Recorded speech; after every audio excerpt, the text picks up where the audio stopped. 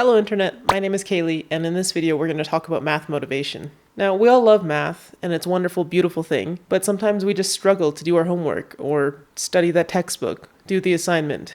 In this video I'm going to give you some tips on how to gain that motivation to do your math homework. Now, typically we don't need motivation to do things we enjoy. Like, you don't say you need motivation to play the PlayStation, you don't need motivation to hang out with your friends. So if you can make your math homework more enjoyable, you'll be more motivated to do it. So some things that you could do to put this into practice would be go to a coffee shop with a nice ambience that you like, or get a cup of coffee at your desk, put some background music on that pumps you up, like a film score or some lo-fi beats, whatever gets you going, and that'll make your study session a bit more enjoyable. And if you're enjoying what you're doing, it'll be easier to get started. And then once you're focused on your math, you're focused and you don't need that motivation anymore.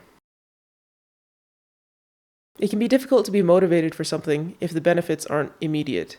Take, for instance, losing weight. You go work out, you diet for one day, and you want six-pack abs. It's not really going to happen in one day. You have to do it over months. And that separates your actions from your outcomes, which makes it difficult to be motivated to do it every day. And so with math, it can be a 3-month course that you're taking or a full year program, and seeing your results are not immediate. So something you could do to practically make your results immediate is to work on a project, maybe one of your assignments, or make your own assignment, like make a mathematical model of something. Do something that's a project that will have immediate benefit for what you're learning.